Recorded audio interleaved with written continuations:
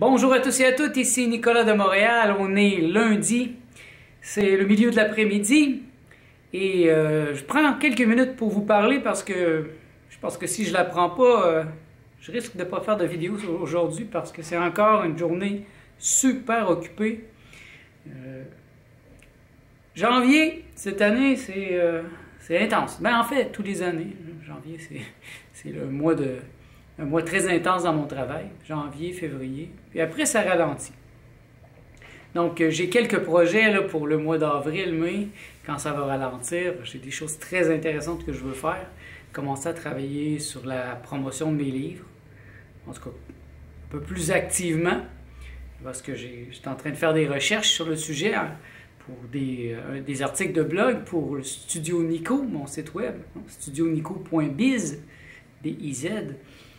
Et je pense que les deux prochains articles que je vais écrire vont être à propos de la publication de livres. Comment promouvoir son livre. Parce que c'est un sujet qui me touche beaucoup puisque je suis un auteur moi-même.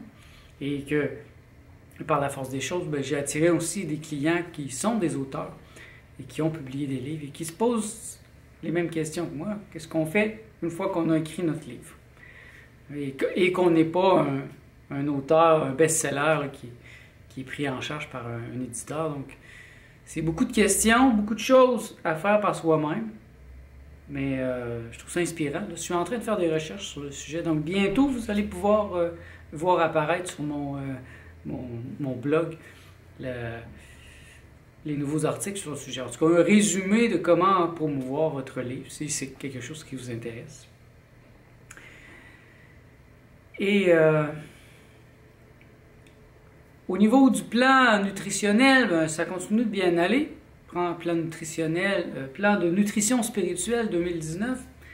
Il y a comme ce qu'on appelle être dans la zone. Les coureurs ont ça, les athlètes ont ça, in the zone. Bien, c'est un peu comme ça que je me sens. Les premiers effets de ne plus prendre de sucre, de ne plus manger des fruits sucrés sont passés. Et je suis dans un grand calme. Et mon corps ne le recommande pas non plus. Il ne le demande pas. Il y a pas de... C'est drôle parce que j'ai pas faim. J'ai un peu faim. Et mon corps me le dit quand il a faim, donc je vais manger. Je mange à toutes les 4 heures. Je mange 3 fois par jour. Et j'attends 4 heures, attends que la digestion se fasse vraiment bien. Et puis, j'ai pas besoin de manger tellement.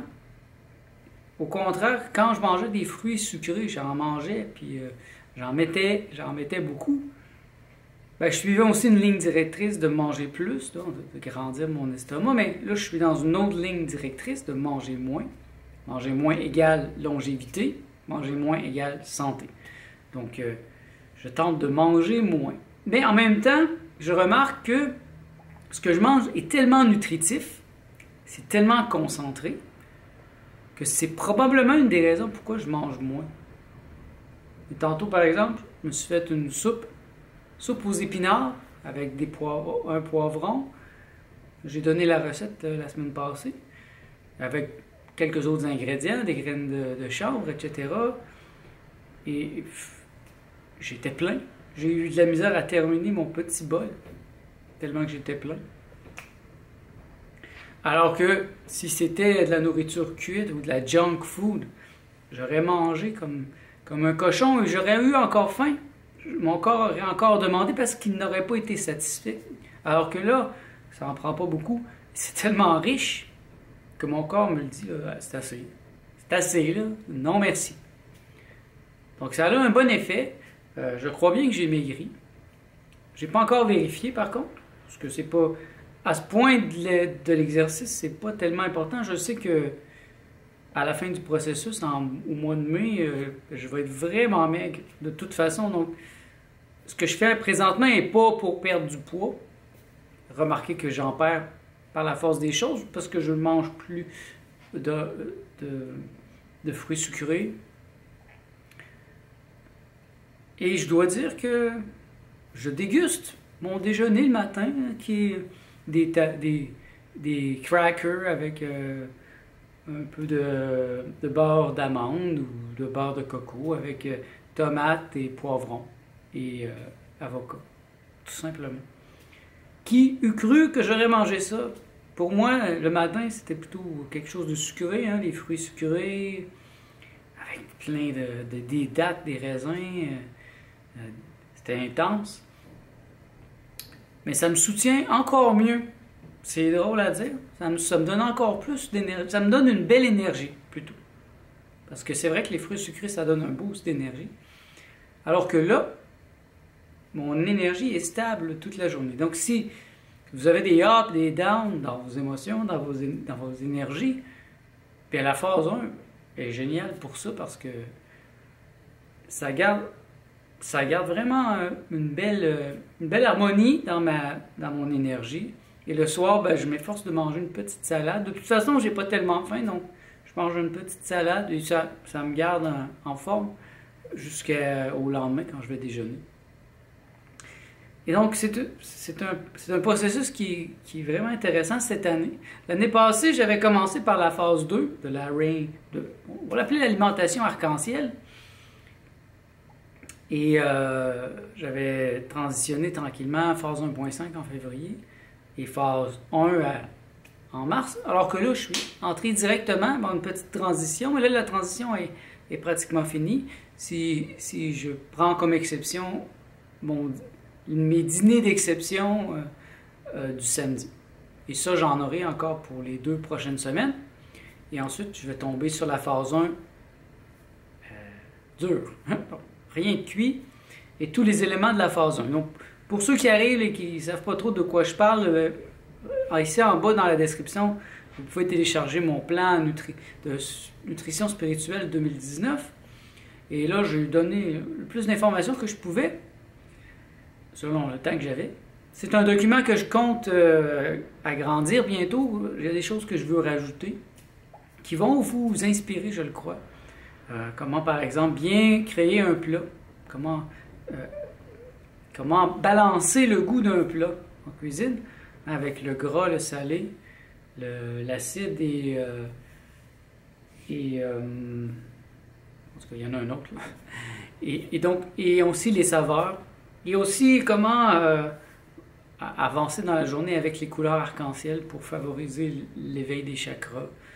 Ça, je trouve ça génial. C'est quelque chose de nouveau que j'ai ajouté cette année. Et je trouve ça très inspirant et j'en vois les résultats déjà. Il y a une grande profondeur dans mon esprit présentement. C'est très facile pour moi de méditer le matin ou des fois le soir. Avant, j'avais de la difficulté à faire 2 minutes. Il y a peut-être 2 ans, 2 minutes, c'était l'enfer. Puis là, 30 minutes, c'est confortable. Ça passe comme ça. Et j'en vois les résultats.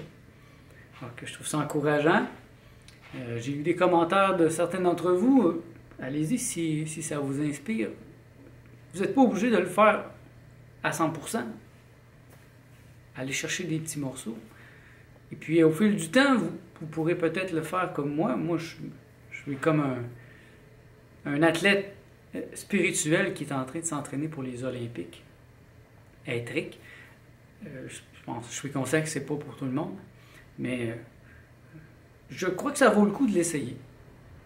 De toute façon, c'est pas comme un régime miracle où j'essaierai de vous vendre de la poudre ou je sais pas quoi. Vous faire manger de la viande, du gras de viande, seulement du gras. Non. J'invite les gens, je vous invite à manger des légumes, des noix, des graines, des algues. Il y a quelques suppléments que j'ai commencé à ajouter. J'ai ajouté cette semaine le MSM, qui est recommandé. J'ai fait des recherches sur le sujet. Ça me semble très intéressant et je crois que ça va beaucoup m'aider pour mon mal de dos. Et c'est bon pour les articulations, c'est bon pour un paquet de choses et c'est pas nocif. Donc j'ai commencé à ajouter le MSM, j'ai commencé à ajouter la vitamine B12. J'avais déjà fait une vidéo sur le sujet dans laquelle je suggérais qu'on n'en a pas vraiment besoin. J'ai été inspiré par le livre de Rainbow Green Live Food Cuisine de Gabriel Coussen, mais qui date déjà de quelques années. Et dans son nouveau livre, il revient sur le sujet et selon les nouvelles recherches, bon, il suggère maintenant de prendre des suppléments parce que même la Terre, l'environnement est tellement dénaturé, tellement pauvre qu'on ne peut plus retrouver la B12. Et même ceux qui mangent de la viande et boivent du lait sont en général mal nourris, sont dans un état de malnutrition notoire. Et c'est pour ça qu'il y a tant de maladies présentement. Alors, tout le monde devrait songer à ça. Alors moi, j'ai commencé à prendre ça et j'étudie certaines autres qui vont peut-être entrer dans mes supplémentations bientôt. Peut-être la silice. Peut-être aussi l'extrait d'ail âgé. Et peut-être quelques autres. On va voir. Je me laisse inspirer par les écrits de Gabriel Coussen en ce moment et je fais des expériences. Je dois dire que je me sens extrêmement bien. Je me sens vraiment léger, transparent. Moi, cette légèreté-là, elle est très importante.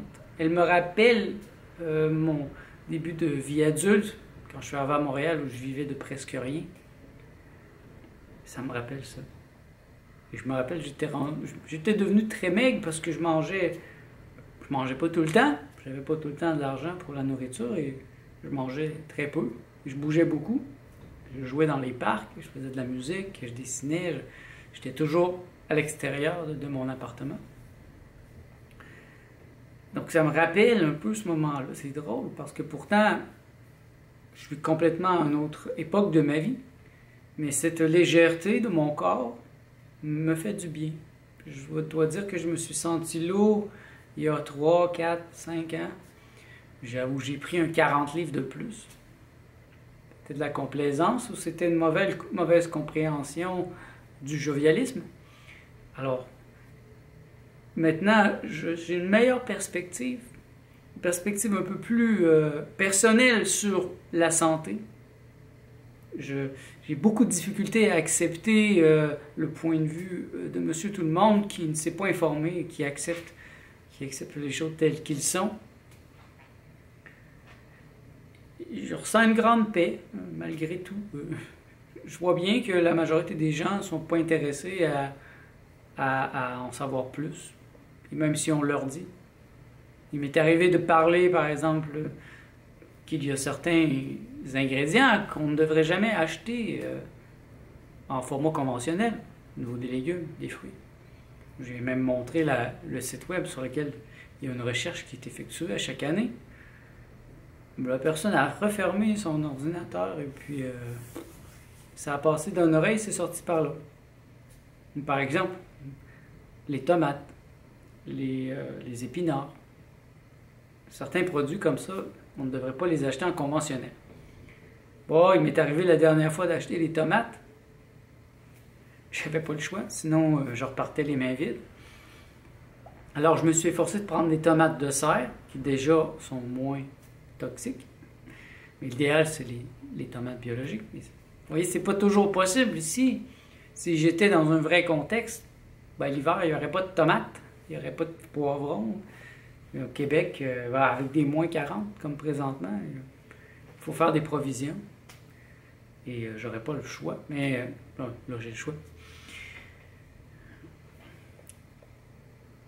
Donc la semaine va continuer. De mon côté, je vais tenter de vous revenir le plus possible. Si vous avez des questions, n'hésitez pas. Moi, mes lectures continuent. Je suis vraiment passionné. Je suis vraiment un sauvage de la lecture en ce moment. En plus, j'ai du temps. Je ne me sens pas coupable de rester à l'intérieur. Donc j'avance beaucoup dans le livre de Tim Ferriss, le livre de Daniel Meroy. Je vais vous le montrer.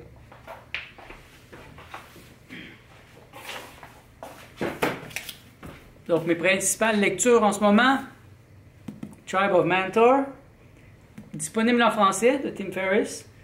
Excellent, ça donne vraiment des bonnes idées. C'est vraiment plutôt pratique au niveau des affaires, des lectures, de la philosophie. Livre secret de Yeshua par Daniel Meroy. Excellent livre, j'en suis à la 2e lecture. Ça me touche profondément. Par moments, j'en perds mes mots. C'est comme un enseignement tellement profond et tellement désiré. J'en avais vraiment le désir d'entendre ça. Et bien sûr, je suis en train de relire Spiritual Nutrition. Très dense, très épais, hein, vous voyez. C'est très complet. Donc, moi, je vous suggère la lecture de ce livre-là si vous vous intéressez à la nutrition spirituelle. C'est le meilleur que j'ai trouvé jusqu'à maintenant, le plus complet, le plus intelligent, le plus profond, le plus beau. C'est vraiment incroyable ce livre-là. Et il m'est tombé dans la face dans une friperie à 2,75 $. Incroyable. J'étais destiné à le lire. En fait, mon être m'a placé au bon endroit au bon moment. Donc, ben c'est ça. Je crois que j'en ai assez dit pour aujourd'hui. Moi, j'ai des clients qui m'attendent. Donc, je souhaite que ça vous inspire à garder les rails. C'est beau de se donner un plan pour la nouvelle année, hein, faire des résolutions, mais il faut les garder aussi. C'est facile la première semaine, oui. Tout de suite la 2e semaine, oh, ça ralentit. La 3e, on redevient à la normale. Et puis là, soudain, on oublie. Moi, je ne veux pas oublier. C'est pour ça que je vous en parle. C'est pour ça que j'ai fait un plan cette année, que je vous le donne aussi. Et si j'oublie, je veux que vous me le rappeliez. S'il y a des principes que j'oublie à un certain point, n'hésitez pas à me revenir. Vous êtes mon feedback. Et je peux être votre feedback aussi, si vous voulez. Et pourquoi ça va me faire plaisir de répondre à vos questions, si vous en avez. Si vous avez des commentaires, des témoignages, ça m'intéresse aussi, si vous l'avez essayé, ou quelque chose du genre. Bien, moi, je suis vraiment très intéressé à les recevoir. Voilà. Bonne journée à tous. On se revoit dans le prochain vlog.